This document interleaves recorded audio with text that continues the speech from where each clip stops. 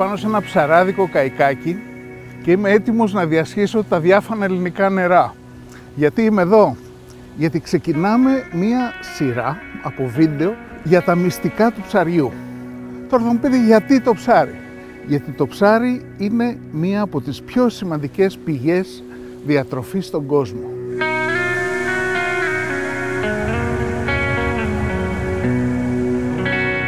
Ποιοτικά, το ψάρι είναι ίσως η καλύτερη πηγή πρωτεϊνών, γιατί έχει χαμηλά κορεσμένα λιπαρά και επίσης πολύ χαμηλές θερμίδες. Έτσι, σε σχέση με τις υπόλοιπες πηγές πρωτεϊνών που ξέρετε, κρεατικά, κοτόπουλα κτλ, υπερτερεί από πλευράς υγιεινής, αλλά φαντάζομαι αυτό το ξέρατε.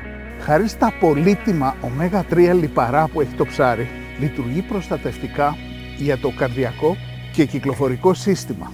Και επίσης μειώνει τα τριγλικερίδια που συνέχεια μας λένε οι γιατροί ότι πρέπει να τα κρατάμε χαμηλά. Οι επιστήμονες μάλιστα έχουν βρει και ένα σαφή συσχετισμό ανάμεσα στην κατανάλωση ψαριού και τη μείωση του επίπεδου κατάθλιψης.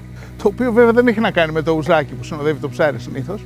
Δεν είναι τυχαίο λοιπόν ότι οι γιατροί επιμένουν στο ότι χρειάζεται να τρώμε 2 φορές τη βδομάδα ψάρι.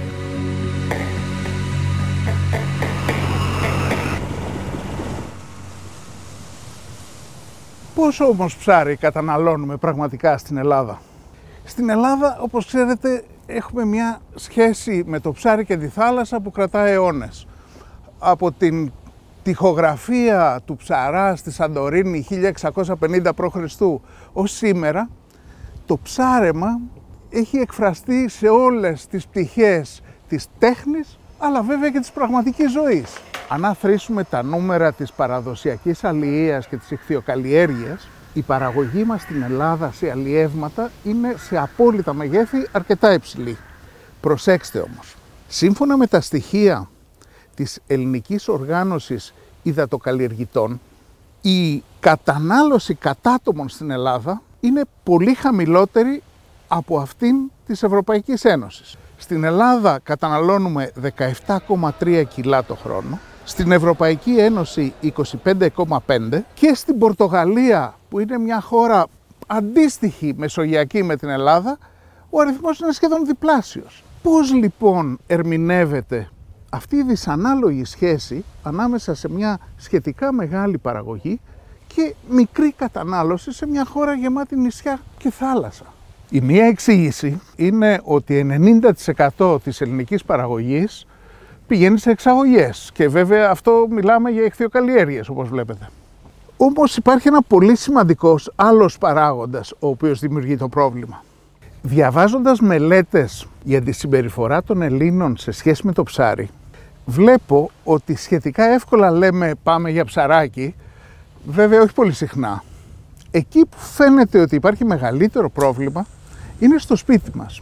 Πολλοί κόσμος αποφεύγει να μαγειρέψει ψάρι στο σπίτι για μια σειρά από λόγους. Αποστολή μου λοιπόν σε αυτή τη σειρά είναι να σας παροτρύνω να τρώμε όλοι μας 2 φορές την εβδομάδα ψάρι. Να αυξήσουμε την κατανάλωση και αυτό για να το κάνουμε θα πρέπει να λύσω απορίες, να δώσω ιδέες, γιατί είναι εντυπωσιακό το πόσα λίγα πράγματα φαίνεται ότι ξέρουμε για το ψάρι αν και θαλασσινός λαός.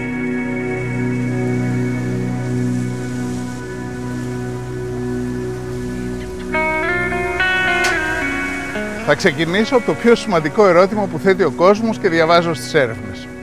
Πώς θα ξέρω ότι το ψάρι που αγοράζω είναι φρέσκο? Και καλά, εδώ είμαι στο καΐκι δίπλα, μόλις ήρθε, το ξέρω. Στο ψαράδικο τι γίνεται? Πώς θα είμαι σίγουρος? Πάμε να δούμε. Καταρχάς να πούμε πως σήμερα μια σειρά από παράγοντες μαζί με το πολύ αυστηρό πλαίσιο διάθεσης προϊόντων στην αγορά έχει σχεδόν εξαλείψει το πρόβλημα της διάθεσης μη φρέσκων ψαριών στο οργανωμένο εμπόριο. Εμείς όμως οφείλουμε να ξέρουμε πώς να αναγνωρίζουμε το φρέσκο ψάρι. 4 είναι τα στοιχεία με τα οποία αναγνωρίζουμε τη φρεσκάδα σε ένα ψάρι. Η μυρωδιά, το μάτι, τα βράγχια και το σώμα. Ξεκινάμε από τη μυρωδιά. Αν το ψάρι μπυρίζει βαριά, το χάσαμε. Σημαίνει ότι τα μικρόβια και οι μικροοργανισμοί κάνουν πάρτι και έχουν αλλοιώσει τη σάρκα. Πάμε για άλλα. Δεύτερο στοιχείο, το μάτι. Πρέπει το μάτι να είναι τσακίρικο, να λάμπει, να σε κοιτάει και να το ερωτεύεσαι. Τρίτο στοιχείο, τα βράγχια. Ανοίγουμε λίγο το μάγουλο, κοιτάμε τα βράγχια και βλέπουμε αν είναι κόκκινα, έτσι, υγιή, στριγγυλά. Το τέταρτο στοιχείο έχει να κάνει με το σώμα. Αυτό πρέπει να δούμε στο σώμα είναι αν είναι σφιχτό, αν το πατάμε και επιστρέφει, αν το νιώθουμε ότι είναι συμπαγές. Ένα ενδιαφέρον στοιχείο είναι ότι καμιά φορά βλέπουμε κάποια ψάρια που έχουν κάποια βλενώδη ουσία επάνω τους. Αυτό περιέργως είναι καλό. Ξέρετε γιατί? Γιατί αυτή η βλένα είναι η φυσική προστασία των ψαριών μέσα στη θάλασσα.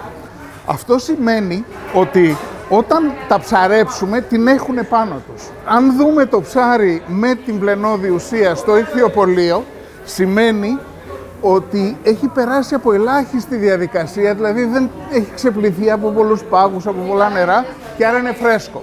Άρα είναι καλό, δεν σημαίνει βέβαια ότι αν δεν την δούμε είναι κακό, γιατί απλά μπορεί κάποιος να έχει ξεβγάλει το ψάρι.